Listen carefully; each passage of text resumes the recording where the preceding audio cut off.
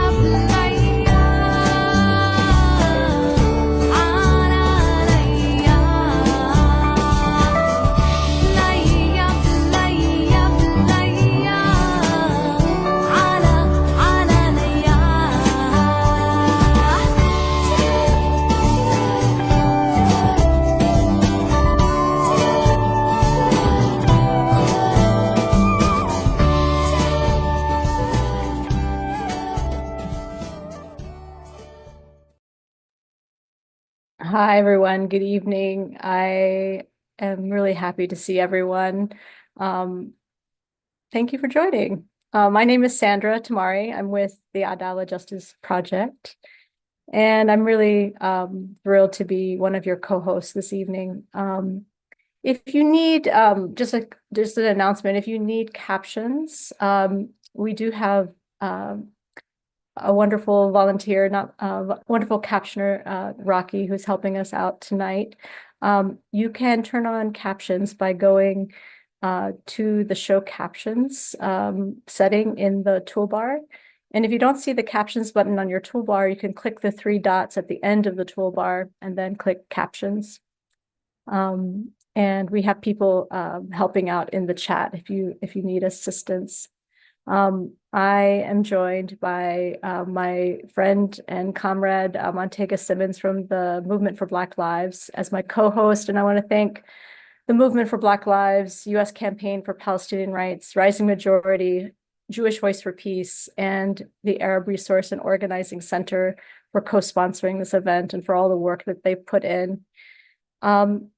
We have an agenda that we're going to put into the chat, and we encourage you to open it up, and you can follow there throughout the meeting to know where we are in the agenda, and we'll be doing some live note-taking. So if you miss something, don't fear, it'll be there, and this will be a document that you can keep and refer back to. And with that, I am going to pass it over to Montega to help offer us some framing for tonight's call. And thank you, Sandra. I'm excited to be with you and to see so many, almost 700 of our family members were willing to tap in this evening. We're grateful that you joined us. As we approach the end of this year, we find ourselves at a crossroads. The genocide in Gaza is intensifying. U.S. government is being overtaken by a right-wing Republican agenda. And the Democratic Party is struggling, disconnected from the very people it claims to represent. Now is the time for us to reflect, strategize, and act. We must strengthen the Palestinian movement and fight to end the U.S.-funded genocide in Gaza. But this is not just about Gaza. It's about a global struggle for freedom and justice. Our vision is rooted in collective liberation, where each of us has a vital role. The Palestinian struggle is part of a larger fight against all systems of oppression: colonialism, capitalism, patriarchy, and racism. It is connected to the struggles of indigenous peoples, Black Americans, and marginalized communities everywhere. It's not a battle that should be fought in isolation. The Palestinian movement is linked to every struggle for freedom. It is part of the global resistance against racial injustice, whether in Palestine, the US, or elsewhere. It is connected to the fight for women's and LGBTQ rights, for liberation from patriarchy, and dignity and equality for all. The forces that seek to oppress us are the same forces that want to maintain these systems of domination. They are powerful. Sorry, the script just got moved. Oh. Okay, the same forces that want to maintain systems of domination. They are powerful and global. But we know we cannot win our freedom without each other. The fight for equality for trans people intersects with the fight for safety and security for undocumented immigrants. We rise together or not at all. Our struggles are interconnected and our liberation is bound together. The time to act is right now because freedom and justice for one is freedom and justice for all. Back to you, Sandra.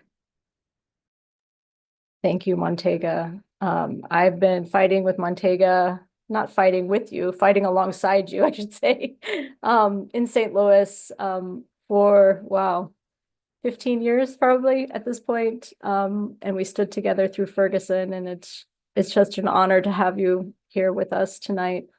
I want to thank everyone for joining us again. And, you know, just as you all know, we're living through a moment of profound crisis.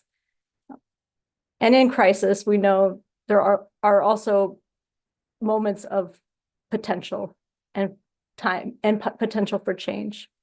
And as we gather tonight, we're not going to just talk about the challenges because we hear about that all the time. We are preparing to meet them and to face them with strength and to chart a path forward together. And my hope is that tonight we leave with clarity, purpose, and a renewed sense of urgency. So first, let's talk about strategy. We're at a critical turning point in this country and around the globe. The political landscape is shifting. We know the rise of a far-right agenda will raise the stakes higher than ever. Whether it's a Biden presidency or the looming threat of Trump's return, the strategy moving forward must be different. But I want to remind you, the question is not whether we can win, it's how we will win. We need to be clear-eyed about the landscape and the tactics required to resist the forces of oppression. We can no longer rely on the status quo to deliver the change we seek. We must adapt and we must evolve. And we have to build the kind of movement that can push through these turbulent times. But clarity alone isn't enough either. We need action steps. We need concrete ways to engage in immediate advocacy and organizing. And our task is to act with urgency, not despair. Yes, the times are challenging, but this is where the work begins. This is where we dig in, where we turn frustration into determination and where we channel our energy into action. Tonight, I want to make sure that each of you leaves here with a tangible takeaway, tools, strategies, next steps, whether it's joining a local organizing campaign, advocating for policy, or supporting grassroots movements. Every action counts. We may not know exactly what will be the decisive crack that breaks the dam, but every effort is part of the whole. And resisting despondency right now is the key. It's so easy to feel overwhelmed. It's easy to get discouraged when the systems we're fighting against seem unbreakable. But I urge you, don't let despondency take hold. We have everything we need to make a difference. But we have to stay focused and we have to keep moving forward. The fight is very long, but it is winnable. We also need to understand the power of unity in these times. Our opposition will use any fracture, any division to weaken our movement. And that's why we must practice principled struggle, not personal attacks or online battles that tear each other down. We don't have the luxury of wasting energy on internal conflicts. Let's channel our disagreements into productive conversations, into debates that sharpen our strategy. but never into the kind of public division that serves only the interest of the right-wing forces we are fighting. In the face of opposition, we must stand together, even when we don't agree on every point. Our solidarity is our strength. And finally, I want to leave you with this. What we are doing now matters. What you are doing now matters. Everything you are doing, whether you're on the front lines of protest, organizing in your community, or just educating others, it's all needed. We don't yet know which action, which moment will be the one that shifts the balance. But we are building toward that breakthrough. We may not see it yet, but together our collective efforts will bring us closer to the moment when we can finally break the dam and bring down Zionism and end this genocide. So let's leave here tonight with renewed commitment, with concrete steps to take, and with the understanding that the road is long, but we're in it together, and that's what makes all the difference. And thank you again for being here. Thank you, Sandra. So as a reminder, this is being live streamed on A Dollar Justice Project YouTube, and the call is being recorded. Live captions are available on tonight's call. If you'd like to see them, click the Show Captions in the toolbar. If you don't see the Captions button on your toolbar, click the three dots at the end of the toolbar, then click Captions. Chat support will be on and off at different points during tonight's call. Someone will be dropping key takeaways. So you will see an agenda that will show up in the chat, and we encourage you to pay attention there. We'll be taking live notes during this meeting. So try to follow along there. So next, as we're talking about not doing this alone, I'm gonna pivot to two comrades who I expect and have consistently seen shoulder to shoulder with us. First, Sharif Sakout from the Arab Resource and Organizing Center. And then we will go directly to Loon Tran, who leads the Rising Majority. Awesome. Thank you, Montega, and thank you, Sandra. It's really an honor to be with you all here tonight, especially given the circumstances that we're facing in this upcoming Trump election. So for me, I wanted to just talk a little bit about Palestine and the importance of Palestine in this moment. Obviously, we are all here because we care about Palestine. And I think to name that, if we are serious about defeating fascism, it's really the Palestine movement that has offered us a roadmap for what that fight looks like. And even in this last year, we've seen ways in which we've already resisted fascist tendencies. The fight for Palestine is an anti-fascist struggle, and Zionism and colonialism we know is fascist in nature. It is not a separate entity to what happens here in the United States. And we all understand that solidarity is necessary to defeating fascism, and that Palestine is central to each sector when we are fighting to what's to come. So what does it mean to build an anti-fascist left? For the people of Palestine, both political parties represent genocide. The only difference is seen at the pacing at which it occurs. And for all of us living in the belly of the beast, it is our duty to fight fascism on all its levels, not only at home, but as part of a larger movement fighting to end fascism globally. Global fascism is also in solidarity with each other. So any blow to fascism anywhere is a blow to fascism everywhere. All of our folks from the United States, and especially our families in Gaza, deserve so much better. We all deserve a life that allows us to stand in our dignity. At AROC, as an immigration clinic, we see clear ways in which advocating for working class Arab immigrants cannot be uncoupled from the ongoing Israeli genocide of Palestine. We cannot uncouple the ongoing destruction of the earth with the ongoing destruction of Gaza. We cannot uncouple our economic problems from the overinflated military budget that our country chooses to prioritize. And just as they use Gaza as a laboratory for weapons and military trainings, they're using our movement, the Palestinian movement, as a laboratory for political repression against the wider left. So we've seen examples of that in post 9/11. We've seen battlegrounds in universities and schools, including the most recent wave of student encampments. And now we're seeing this in the most recent iteration of the bill HR 9495 that our opposition is trying to pass to stifle our organizing. So all to reiterate before I pass it off to Lone, is the fight for Palestine isn't just a separate issue that has ties to other struggles. Palestine is deeply rooted and can be found in every struggle that fights for a better collective future. So for this moment, fighting for a free Palestine will take dedication, militancy, political will, patience and grace for each other, and radical hope to meet this moment. This is a protracted struggle, and we are currently in a defensive posture, so we need creativity, deep alignment, and different tactics that create the political space that allow us to continue fighting for a more dignified world. And if anything, in this moment, our work is very clear. And if I could end just with the Ghassan Kanafani quote, "The Palestinian cause is not a cause for Palestinians only, but a cause for every revolutionary, wherever he is, as a cause for the exploited and oppressed masses in our era." So thank you very much to all of you who are continuing the fight and the struggle. We have a lot of work on our plate. We always have, and our work will continue to move forward. Our movements have only gotten stronger over time, despite these right-wing shifts. And just deep love and solidarity for everyone. Thank you. Free Palestine, long live international solidarity.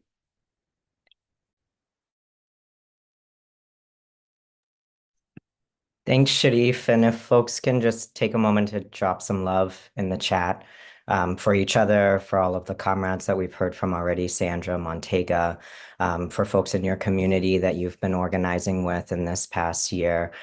Just really appreciate folks continuing to show up as the terrain shifts and this moment calls for us to act from a place of deep clarity and commitment. So it's clear all of the ways that Palestine has been at the forefront of this anti-fascist movement. And again, not just in this past year, but for decades in the fight against Zionism, occupation, and colonialism.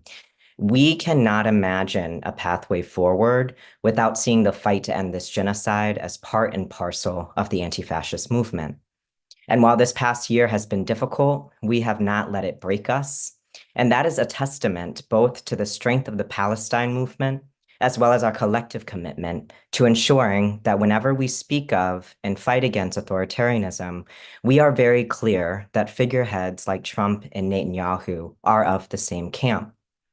And anyone who cares about the project of building a real people-powered multiracial democracy is now, if they were not before, obligated to ensure that Palestine is not up for grabs. And whether you've been part of this struggle for decades or you have just joined because of the developments in the past few weeks or months, exposing the fragility of this so-called democracy in the United States, we are glad you are here. The anti-fascist movement requires everyone taking up the task from where they are.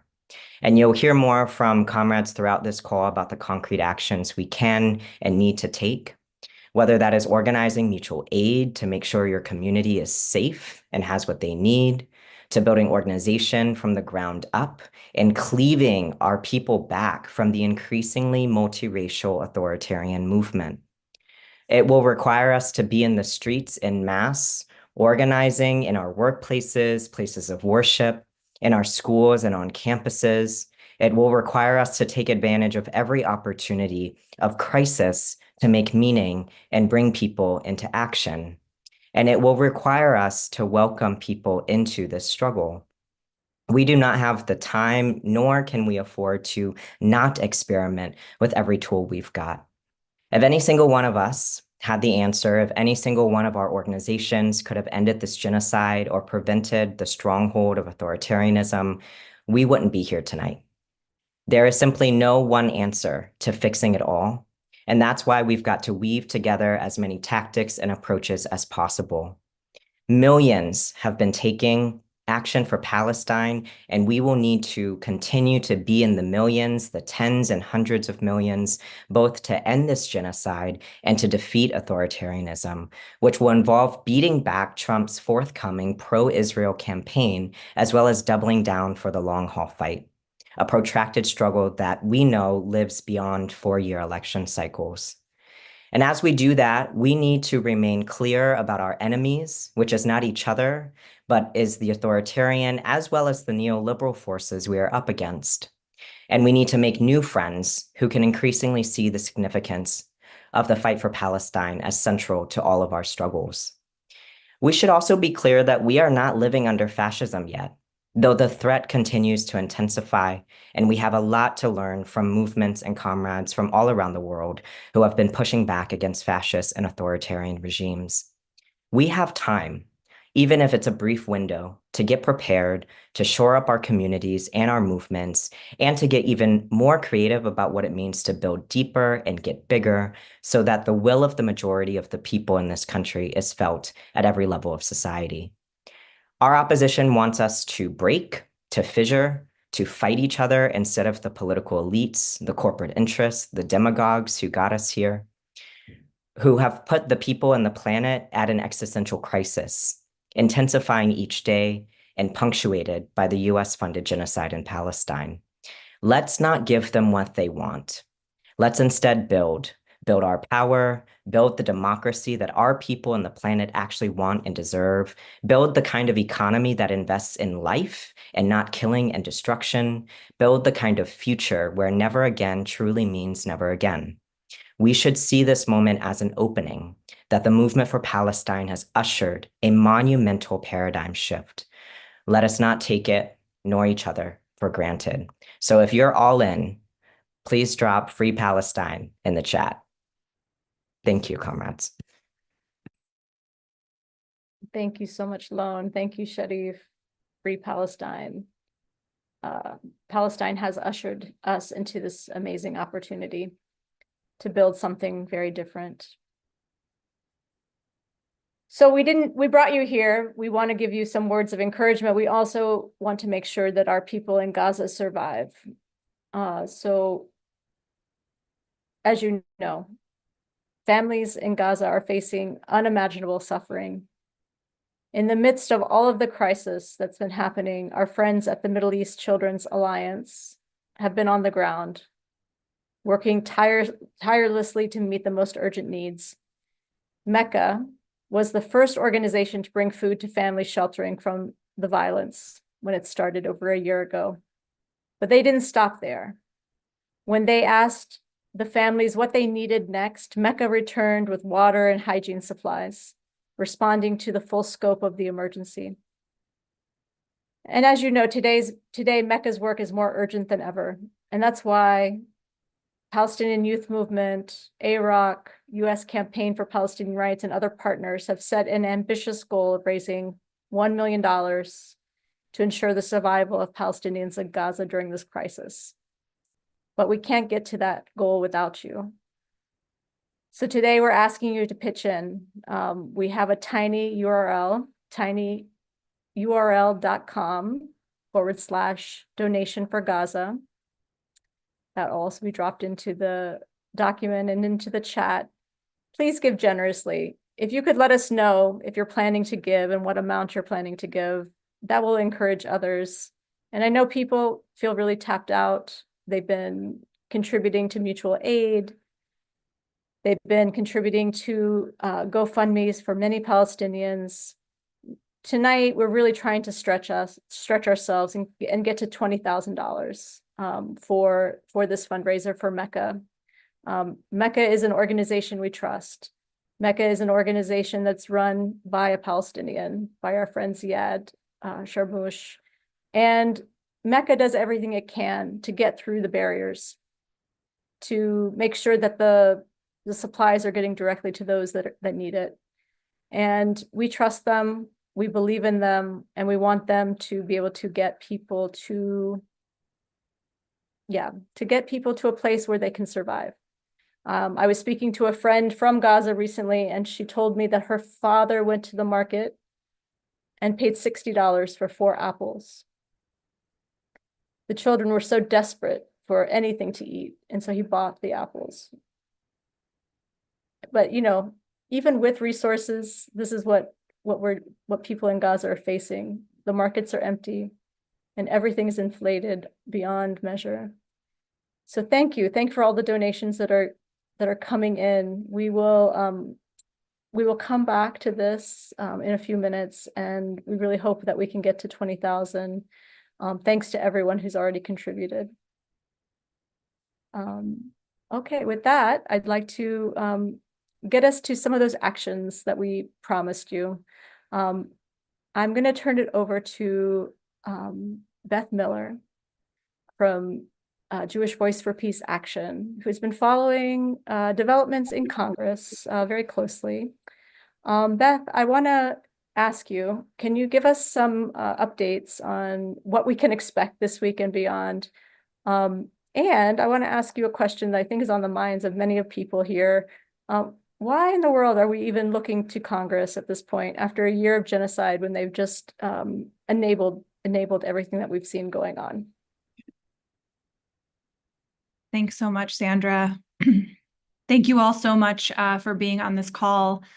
I am overwhelmed to see about 800 people on this call tonight and to be in community with you all and hearing, family share all these brilliant things that we've heard so far in this call tonight, and just grateful for all of you. Sandra, I think that's the key question for so many of us. Why bother with Congress at this point? My job is to work in pushing Congress. And I have been asking myself that question, right? This is a core question for so many of us. And I think that the answer is in the question. Why bother with this entity that has been funding and fueling this genocide?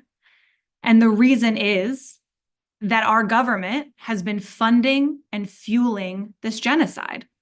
And they don't get to get off the hook just because we haven't been able to move them yet.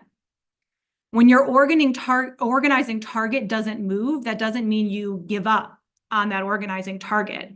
It means you organize harder and you come back with more people. And like we heard on this call before, you come back with different, more creative strategies and you keep pushing. And the truth is that the US government has been funding Israeli apartheid and ethnic cleansing for decades. It is not new. This year we've seen new levels of horror, and we have seen escalations of the atrocities that I think some of us could have never even imagined bearing witness to. But for those of us who are in the United States, that is our government. Those are the officials that we have elected. And it is our obligation and it is our job to change what they are doing and to end the flow of military funding from the United States to the Israeli government. Because without the United States support, the Israeli government would not have been able to carry out this genocide. And I think that it's hard for us to sit with things that can be like true at the same time.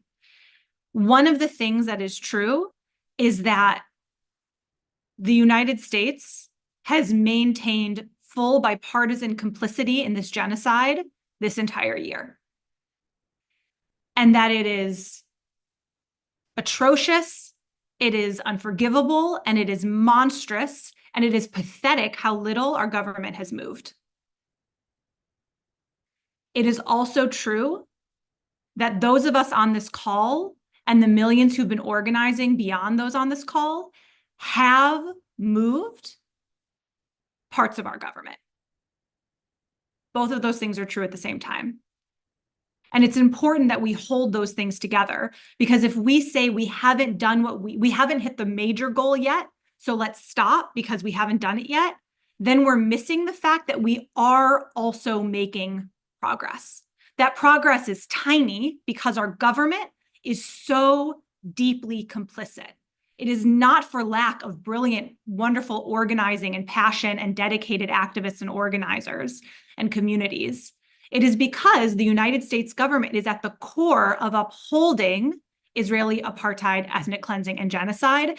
And the truth is that our government's policy is probably going to be the last piece to crack open when we talk about breaking apart US support for the Israeli government's oppression of Palestinians. But that doesn't mean we stop. It just means we organize harder.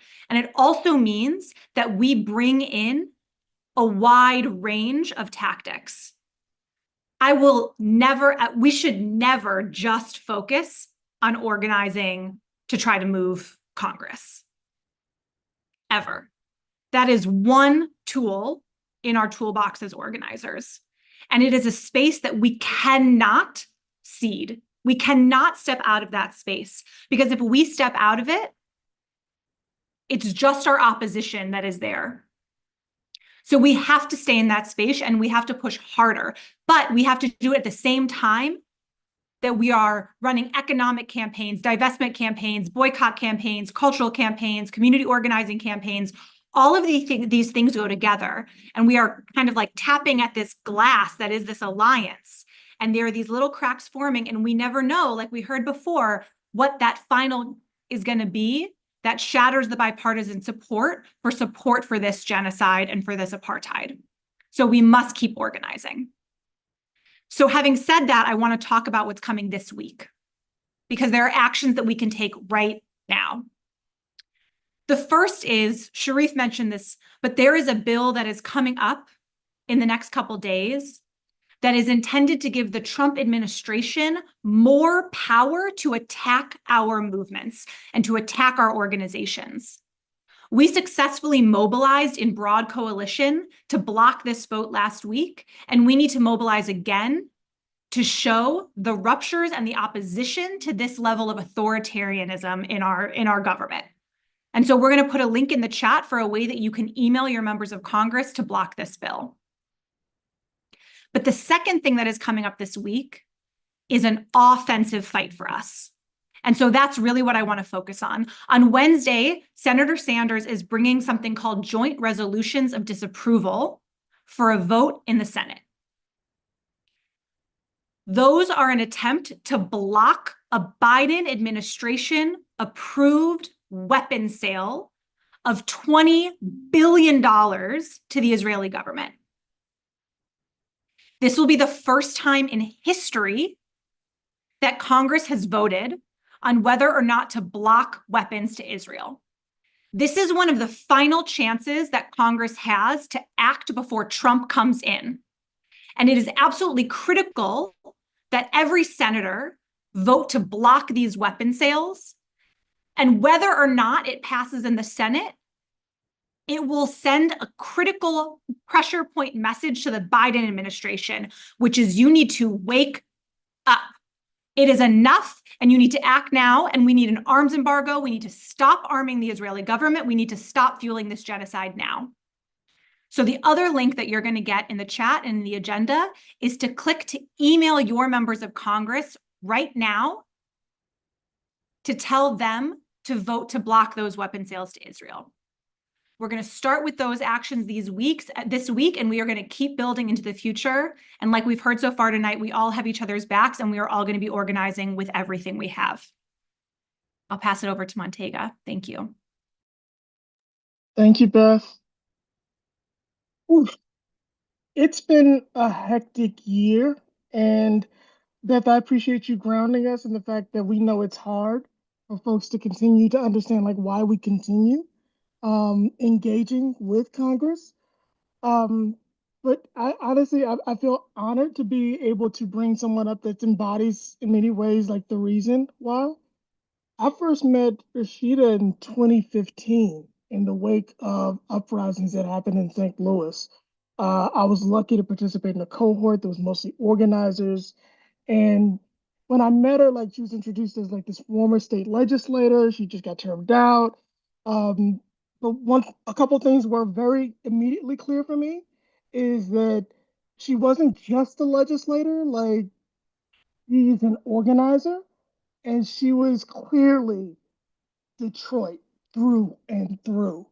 We so rarely saw examples of folks that are deeply committed to our demands and to our people. And Rashida brought it both in voice and in action in every room she went in. This cycle has been very hard for us because we have fought for champions to actually be in that space and to hold the line and to fight back. And organized money went on the attack. Rashida continued to fight back. So even before we actually worked to help get Corey in, Rashida was there holding the line. Rashida is still there in this moment. And I'd like to invite her up to talk about the importance of like why folks need to continue to stay engaged and what you're seeing come up.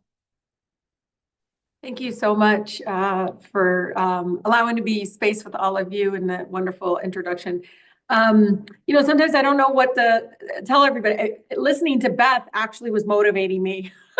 But I can tell you, today just seeing the senator from New Jersey on the floor today was incredible. Many of you might not know what I'm talking about, but I said, where did this person come from? And I was looking him up, and I know he's not going to be there very long, but the fact that he got on the House floor, I believe the only maybe Arab American right now serving in the U.S. Senate, spoke up today against the atrocities that are happening in Gaza, and it was incredible.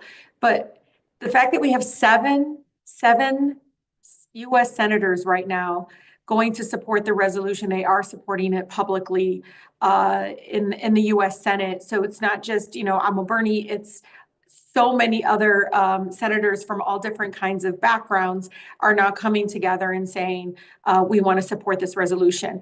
And Beth, I hear her too, when I'm also impatient because I want to save lives now, no matter faith or ethnicity. And I know folks don't realize, like, the change this institution that wasn't built for us, our anti-war movement, our peace movement, the addiction to war in this institution is real. The addiction to bombs and wars and weapons is real. And so trying to tackle that on is going to take us supporting, of course, the continued movement to speak the truth about what is happening.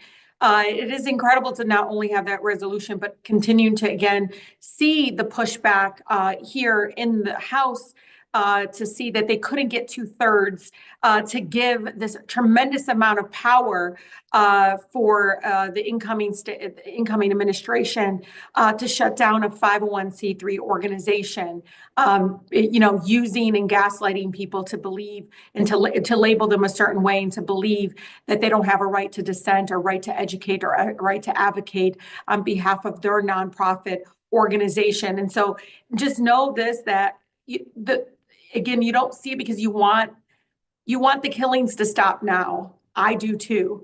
But know that this is part of it, that we're going to be able to get to that. And then hopefully, inshallah, make sure it's never repeated again, to make sure that we build a movement that's strong, that again, doesn't allow, full-blown genocide to happen right before our eyes. So many of my families in my district, I want you to know,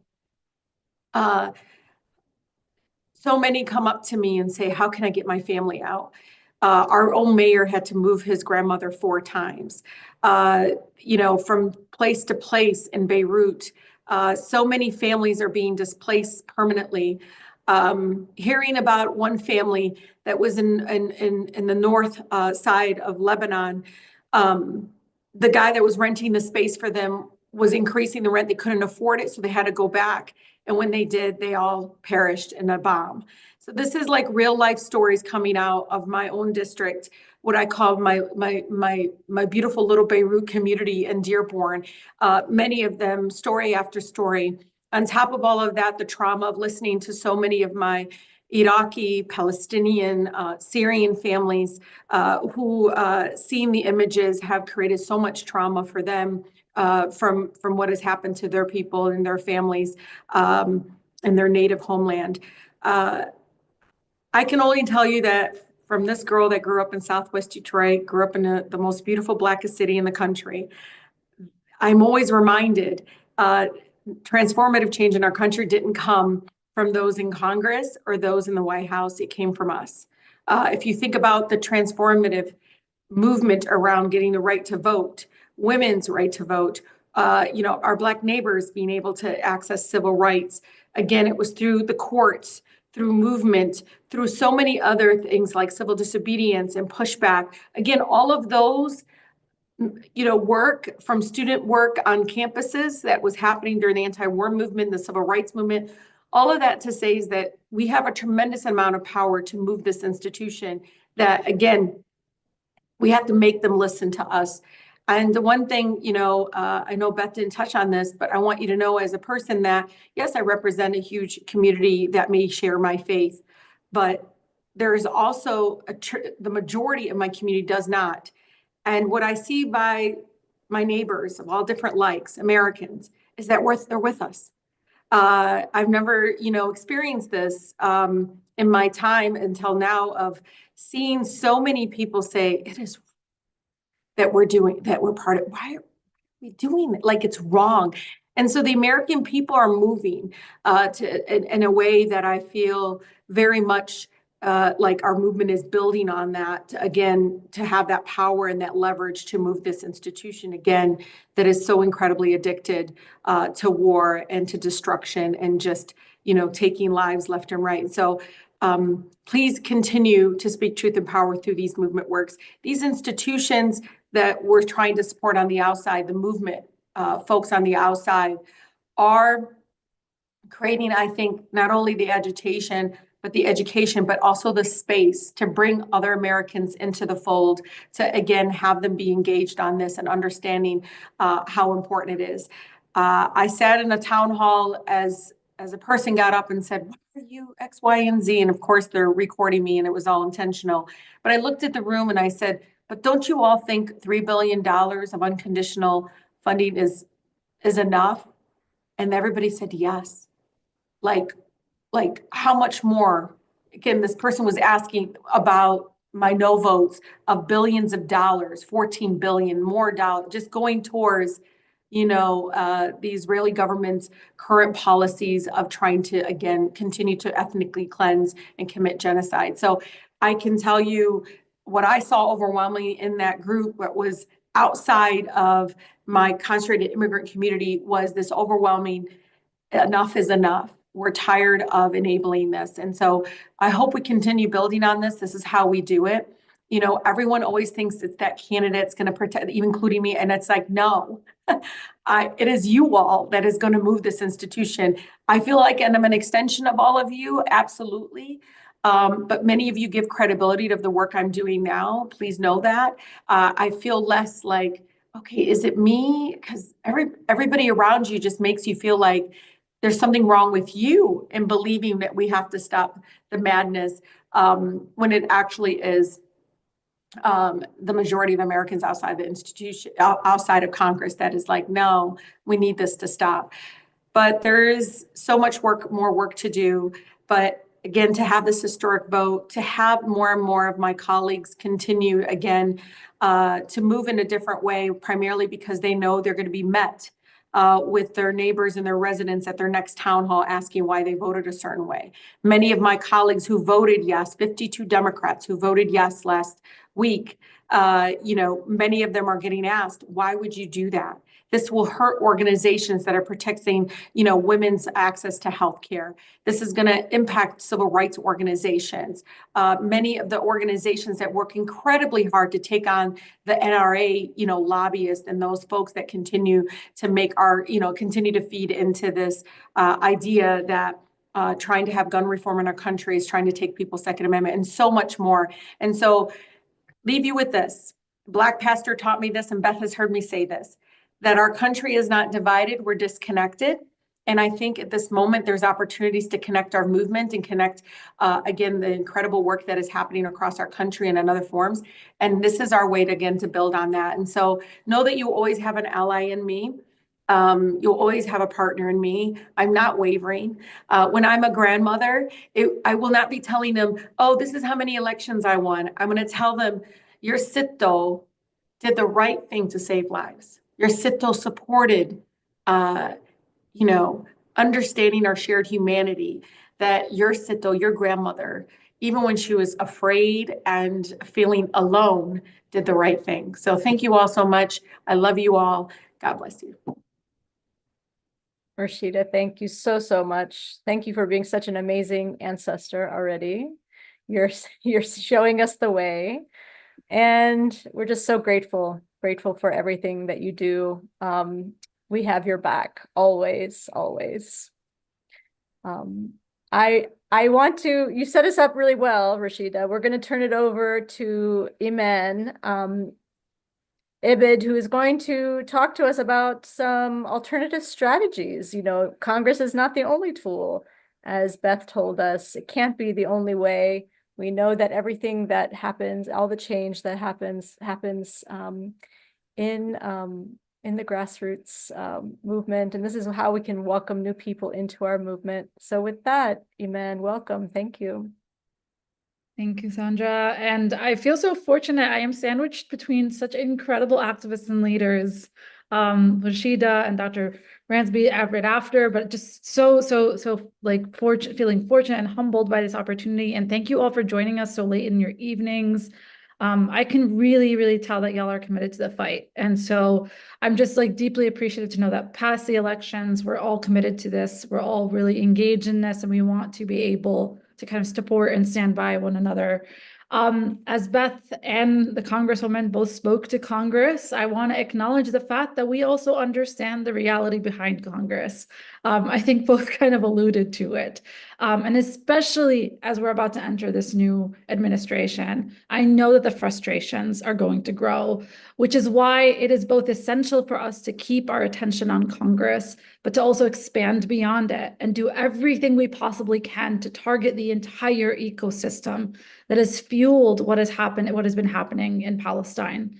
And I just really appreciate everything that's been set up for the conversation. I really think the groundwork for both understanding where Congress is at is very important, and understanding why we also want to expand beyond that, or simultaneously work alongside it rather, so that we can continue working to put as much pressure as possible on ending both the genocide, ending the apartheid, doing everything we can to get the divestment from Israel to actually end. I wanted to spend a couple of minutes talking to everyone a little bit about the economic strategies and campaigns that I think many folks have either heard about, maybe know a little bit about, but also maybe you don't know much about at all and are interested in learning. But the recognition that putting our money where our mouth is really important here.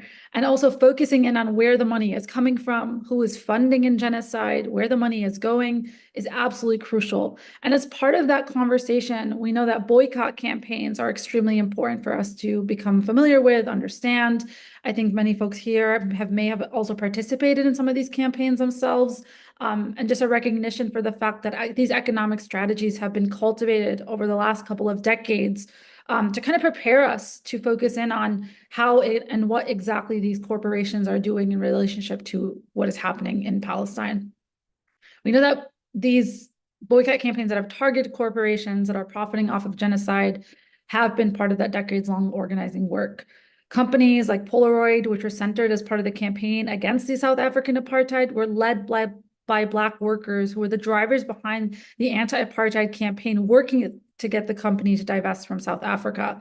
We also simultaneously had seen and been witness to the decades of work to pressure Barclays to divest from its shares in South Africa by dropping its defense bonds. That work is what helped set the foundation for the campaign that has now targeted Barclays' role in the genocide in Gaza. So just much appreciation to the many years of organizing work that helped us kind of set the understanding and the education needed to know what role Barclays has played in this unfolding genocide we've seen over the course of the last year.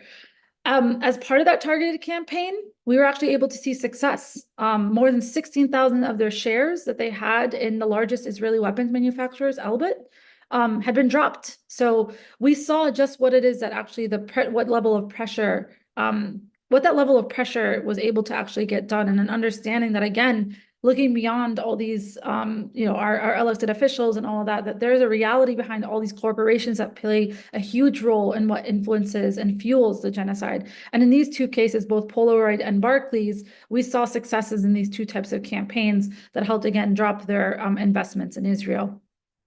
It's part of a larger global movement to stop ending weapons to Israel. It's something that we've been focusing in on. These campaigns have been cultivated all across the world, and they've been extremely important and crucial. There are things that have come and gone. There are things that have sustained themselves. But regardless of whomever is in office, we know that these sorts of weapons manufacturers, these companies that have invested in these weapons manufacturers have always existed. And so we know that they're always, so long as they exist, they're always going to be a target. And so for us, it's really important to make sure that we have intentional outreach, intentional campaigning around what these campaigns are.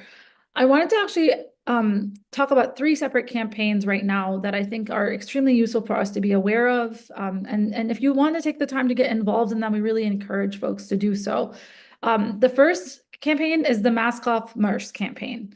It's been actually led by a number of organizations, both present here today and other Palestinian-led organizations, as a reminder for us that there are many corporations and companies that are working to send these weapons, to ship these weapons to Israel to continue committing this genocide. And Maersk is one of those. It's actually the largest shipping facility. And so one thing that we've been working hard on is amplifying the role that Maersk plays in this genocide. And so with the Mask Off Maersk campaign, you get to also understand what the role is that Maersk has in this moment, what role that you can play in, influencing the company to divest from Israel and to stop sending and shipping weapons to Israel.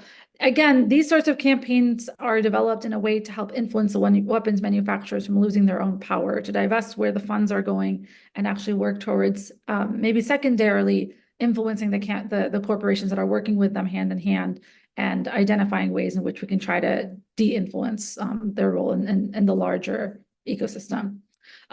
Chevron is another campaign, which is, I think many of us know, Chevron gas. One thing that we also understand is that gas is used to equip these trucks, these facilities, these shipping, trucks. And I think as part of that, as part of one of the largest BDS strategies, Chevron has actually been a target. And it's really important for us to also amplify the role that organizations like this play as well. And so if you've never heard of the Chevron campaign, I think we're offering links in the chat for folks to get more aware of where some of these campaigns are at. And so we highly encourage folks to get involved with this. So Chevron is just another one of them. And another one of the campaigns that we hope folks can become a little more aware of is the Stop Israel Bonds campaign. There's a number of Israeli bonds campaigns actually forming in different cities and municipalities. And I think one of the reasons behind why we want to focus in on Israel bonds is because a lot of them are the ones that are providing the loans that are continuing to fund the genocide. And so on 3 separate occasions, Maersk, Chevron, and Stopping Israel Bonds, these are 3 separate campaigns in which you can actually get involved in, contribute to, and influence just how and where money is being spent. And so these are kind of, I know it can seem overwhelming trying to target a large corporation, but the reality is that there are also people who have been doing this incredible work for many, many years, who have helped us kind of set the foundation to be able to be effective and at least engaging with where we want to be. I want to also emphasize, we at USCPR have been working really hard over the last year to develop toolkits so that, again, these campaigns and getting involved in them don't seem as overwhelming. So we actually developed the People's Embargo Toolkit. So while I can't go into great detail around how to get specifically involved in all these campaigns here today, we highly encourage folks to check out the toolkit, which gives folks kind of like an assessment on how to specifically get involved in any of these campaigns that you might be interested in. And it provides the links and all the additional information you might want and need to help identify how to specifically, get involved. We know that under the Trump administration, we're going to see a targeting of folks who try to participate in campaigns like this. But this is exactly why these campaigns are extremely important to continue bringing awareness around, and continuing to be involved in. We know that the more pressure there is to stop us from doing this type of work, the more important it is. And so we highly encourage folks to take the time to look into it and do all of that. And I'll stop there. And with that, I'll pass it back to Sandra. And man, absolutely amazing, amazing. We're just so grateful to all of the work that you and everyone at the US campaign has been doing to organize us. Many, many campaigns to jump into and more to be developed. And all of our organizations are here to help you with your questions, with your organizing. There are lots of trainings that we're planning. So please follow us, make sure that you're connected to an organization and that you're checking in, that you're getting information with your people locally so that we can continue to fight. We are facing some difficult times ahead. As you have heard about HR 9495 coming up for a vote this week.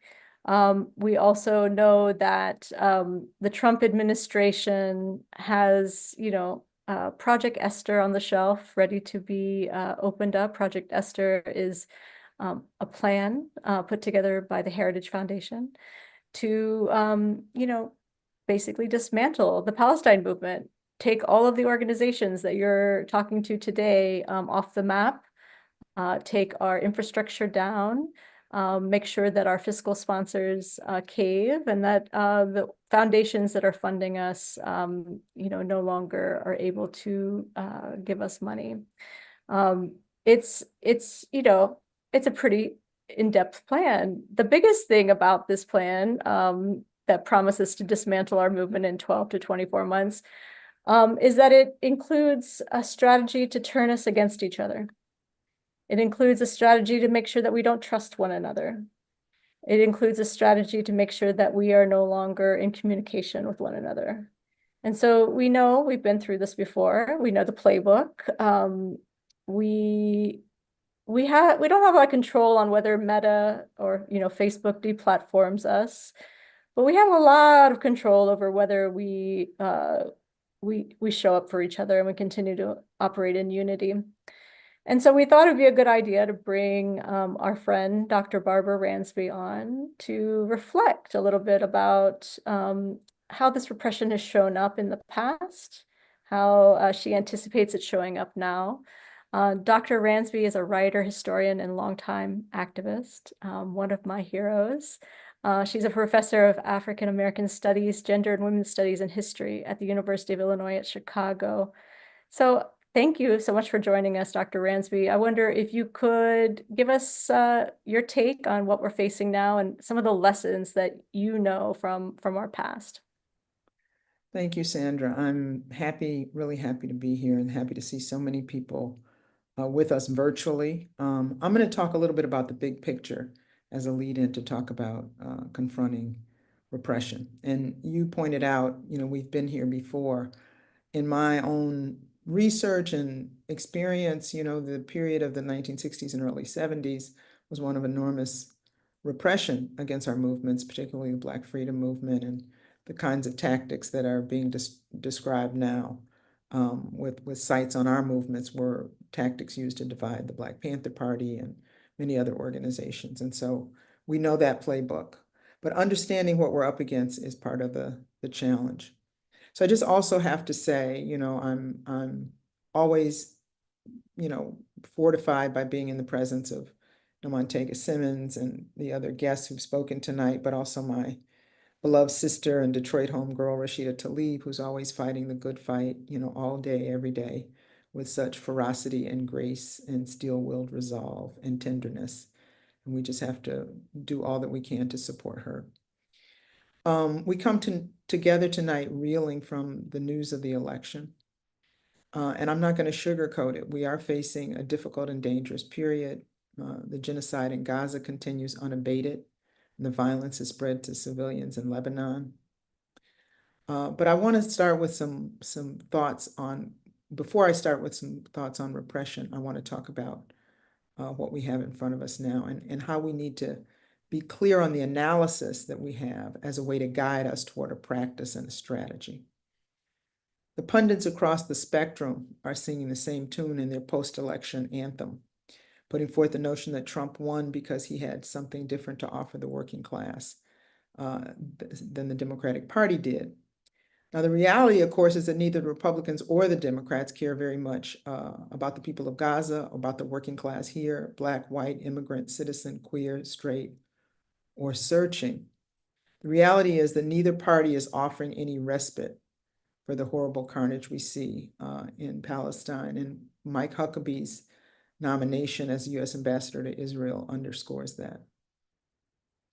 Still, the nagging, gnawing question in this election, post-mortem, is how in the world do a bunch of greedy billionaires, one of the richest ruling classes in history, manage to cloak themselves in the mantle of class solidarity and claim to be champions of poor and working people? A bunch of very well-heeled hustlers have feigned concern and care for the people they exploit, rip off, manipulate, and denigrate every single day. It is really the biggest political con job of the 21st century. So we have to ask ourselves, how did they pull it off? And to pose the question another way, how does Donald Trump, whose whole life and career and self-branding has been about the celebration of privilege and opulence, sell himself as a man of the common man, as one of his defenders described him?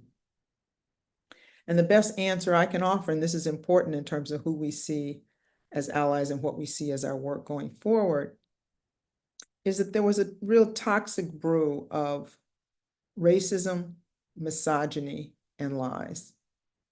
And essentially selling the voters this idea that Trump was going to be some sort of savior, that racism was going to be their balm, and wrapping that in a certain number of populist messages about the economy. There was the hint that something different would happen in Gaza, but we've seen and we knew that that wasn't going to be the case. We understand that the way in which racism works today is very different than it did in 1964. Lone mentioned the multiracial authoritarian movement that has emerged. There have been many headlines about Trump's victory as a new conservative multiracial movement, but we have to understand that multiracial does not mean anti-racist, and our movements have to be anti-racist and not just multiracial. We can't lean into what the colorblind left has argued, which is that the only way that we can have working class unity is by being a colorblind movement. We have to confront issues of racism and certainly the misogyny and patriarchy that were bound up in the campaign that led to Trump's victory. We have to confront those things head on. We understand that 2024 racism means that there are Black and Latinx and Asian American elites that have been incorporated into the highest rungs of American corporations and government. Even though they may still be vulnerable to certain forms of racism, they're not vulnerable even remotely in the same way that the majority of working class people of color are. This is a shift over time. But we still understand that racism is the guiding tool, is the strategy for the white nationalist movement that MAGA has represented, and we have to keep that in mind. And that extends to foreign policy. It extends to the support of the Israeli regime and what's happening to the people of Gaza, because the language around that is also a racist language, as we know and hear all the time. So what should we do? First of all, real talk, we do not have the luxury to rest and regroup. We do not have the luxury to put our heads down and wait for this to blow over. It won't. We can engage in care, self-care, collective care, and retreat, but it has to be retreat from struggle. And then we have to be prepared to re-engage after we retreat. In other words, we have to fight and push back every inch of the way. We know that we are smarter, we are stronger, and we are on the right side of history. And there are more of us. When I say there's more of us, you're thinking, but the Republicans won the election. And what I want you to think about, even in the electoral arena, is that there were millions of people eligible to vote in this country, nearly 90 million, who did not vote at all.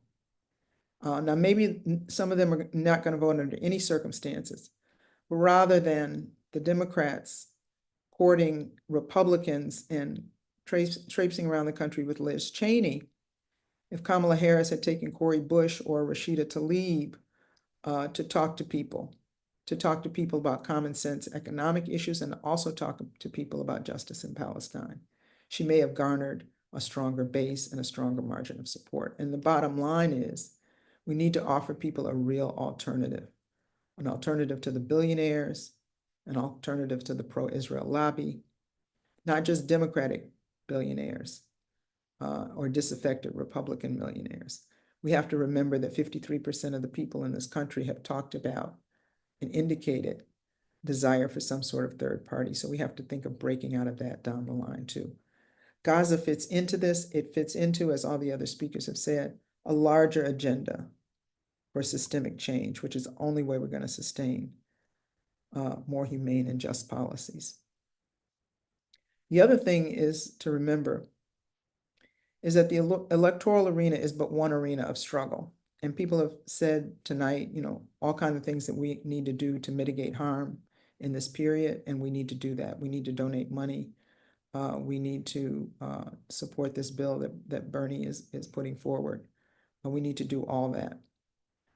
But that's one locus of power, and we have to think of this movement that has led us to this horrible electoral outcome It is a movement that organized in churches, in gun clubs, in right-wing think tanks, in bars, in PTA meetings, in underground social media caves. The electoral victory 2 weeks ago for the MAGA movement was also the result of a social movement victory. It was a right-wing social movement, but it was a social movement victory. So we have to learn from that, because we have actually something to offer people that is of substance, that is hopeful. So finally, what do we do? What do we do to deal with what we have in front of us and the repression we know is coming? I'll offer 10 bullet points and then I'll stop. We have to connect with and protect our neighbors and comrades even when we disagree. And I'm reminded of a very powerful and ethical Haitian leader once told me that he was able to sustain himself by discerning between opponents and enemies. Opponents, he said, disagree with you, and they may disagree with you heartily, but enemies want to kill you, and it's important to know the difference. So we have a lot of people who might disagree on various points of strategy and tactics, but we understand we're on the same side. The second thing is building mass organizations on a broad and principled platform. That doesn't mean unity for the sake of unity, but it also means not running away from issues that divide us, like racism, like gender, like support for the LGBT community, and of course, like Gaza.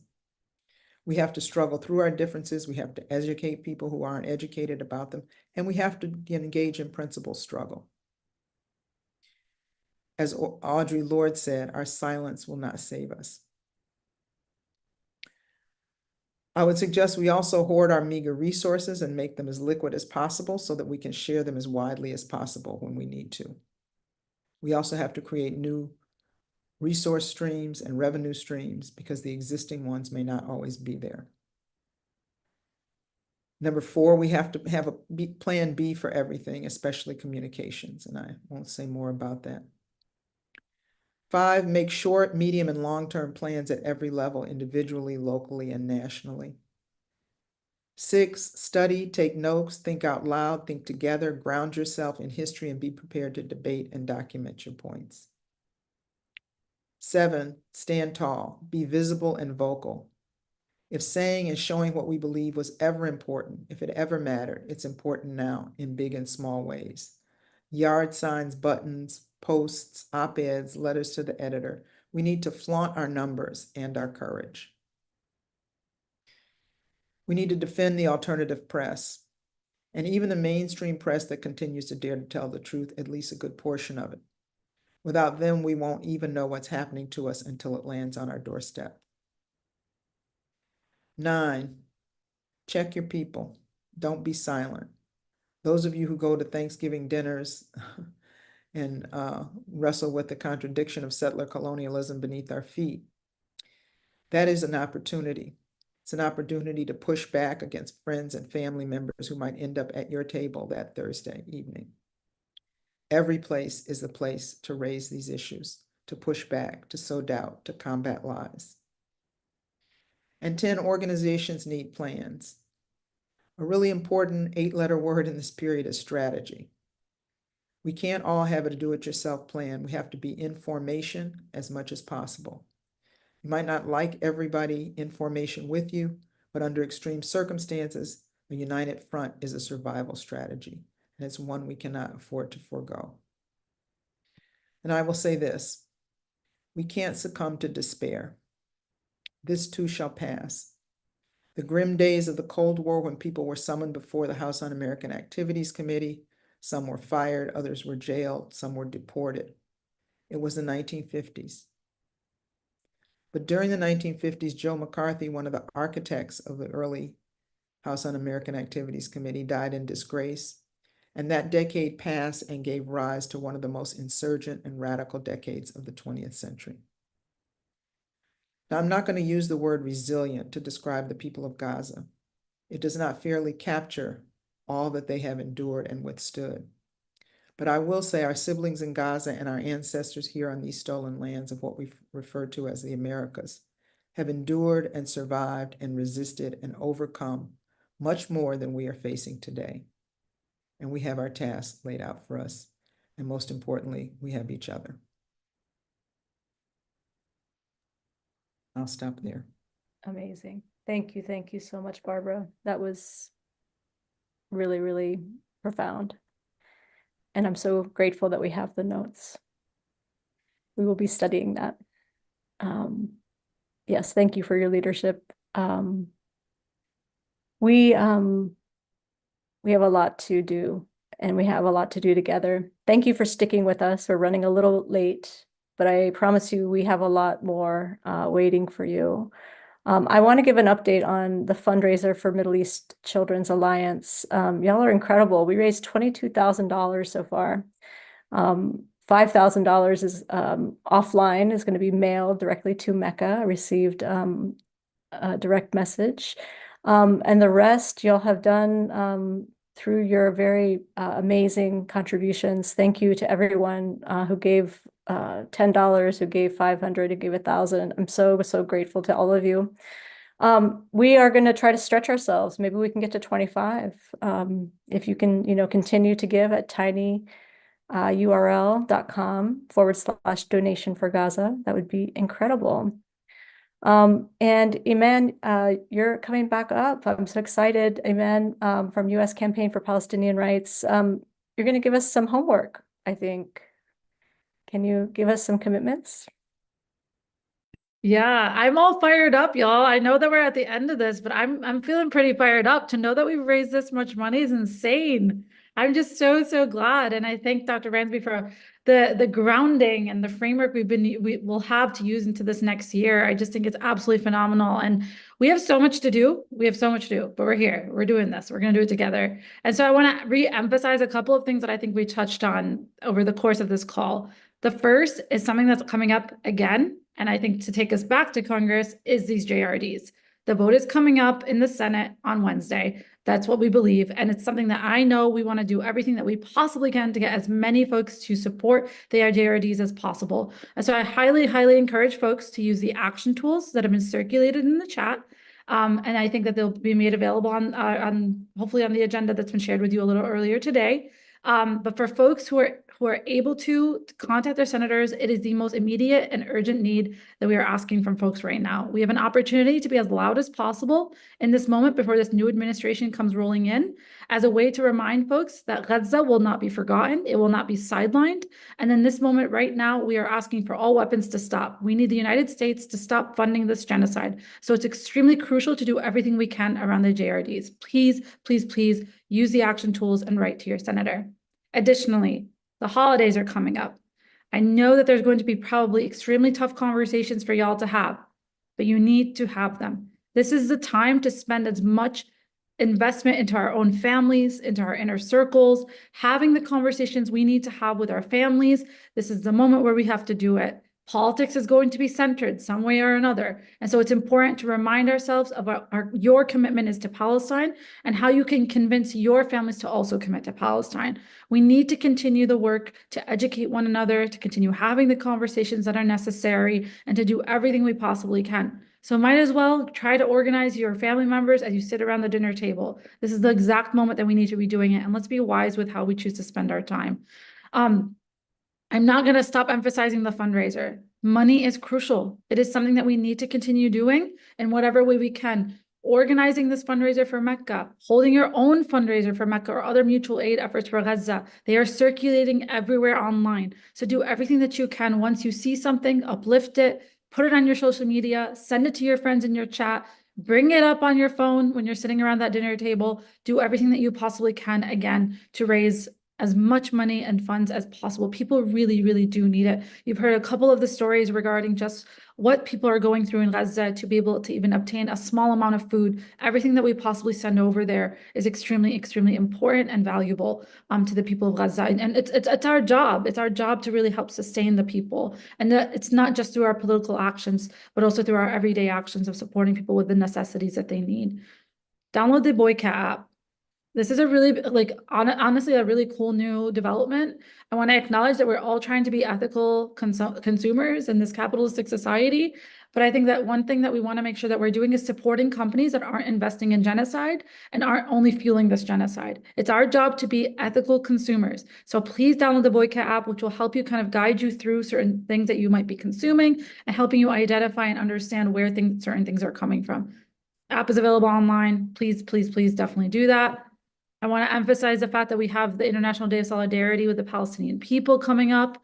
It is an extremely important day to us. And I want to emphasize the fact that this is a really important moment to also continue amplifying just what's been happening in Gaza. Keep using these monumental moments to emphasize what's been going on.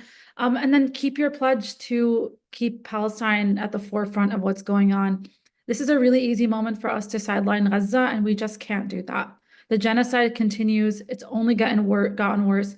And we've also seen just how the Israeli government uses those moments, especially around the holidays, to do whatever it can because it believes that the American public is not paying attention to what's happening in Palestine. And so please remind yourselves every single day to keep us centered in the work that you do. We are a part of a united front. We're a part of this collective liberation framework. And we will also do all we can to showcase our commitment to the fight. So a lot of work to be done.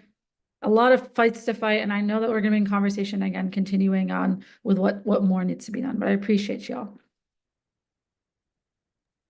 Thank you, Iman. Ooh, friends and family, and still close to 650 of you are still with us.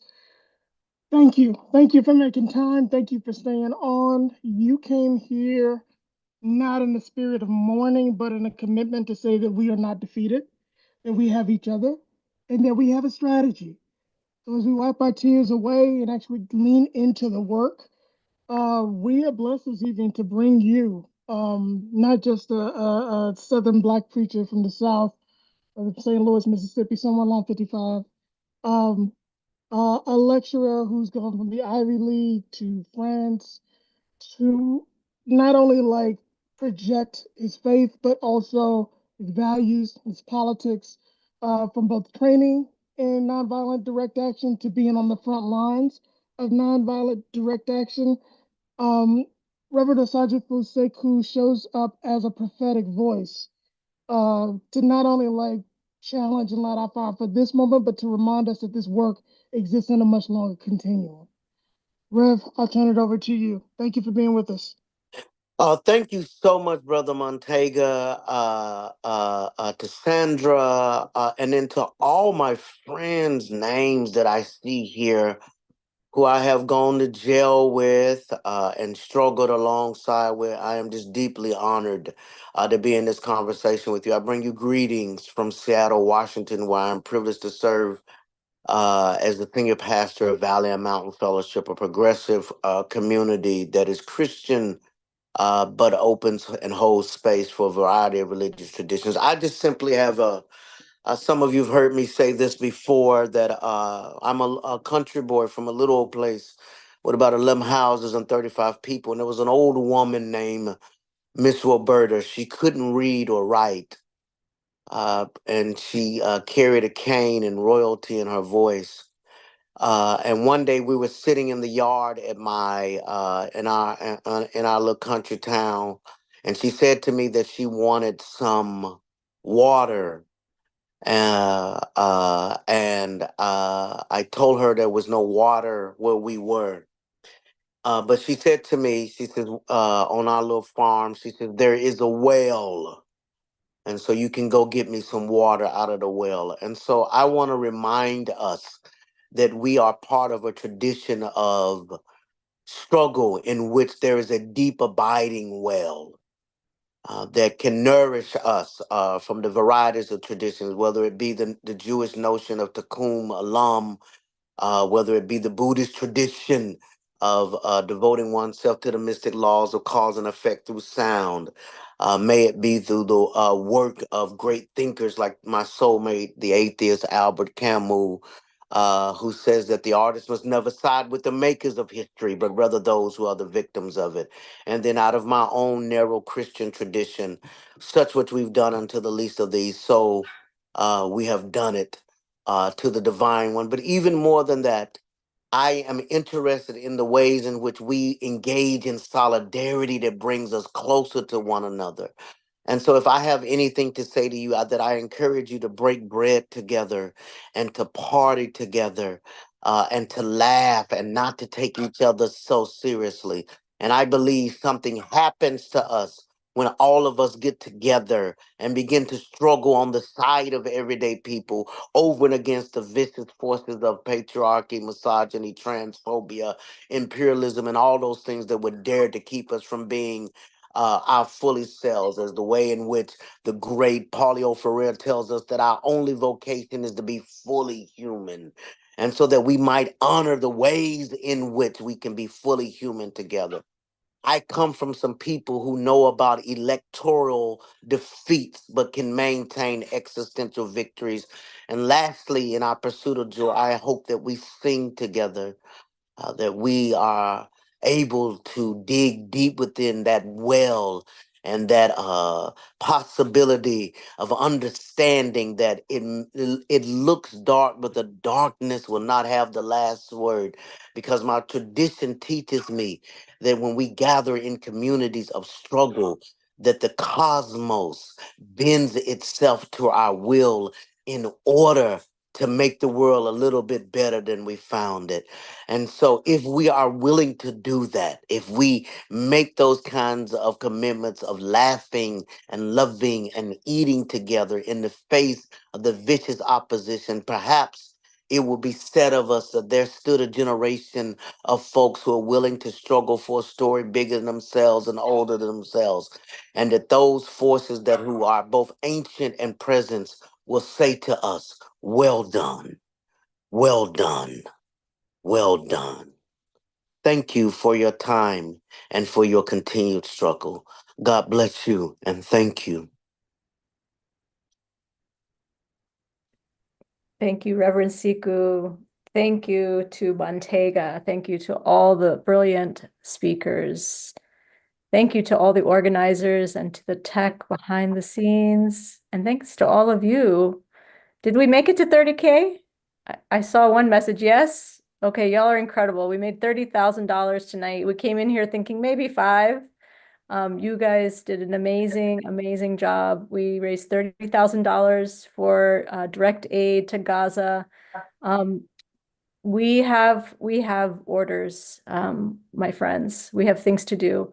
Thank you for coming together. We're not alone.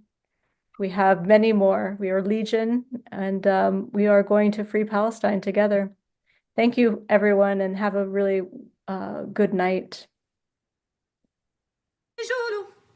عددوا المهراوي هاتوا البارودة بالخيول المبركعة يطاردوا له زفوا لمحمد لباب العمود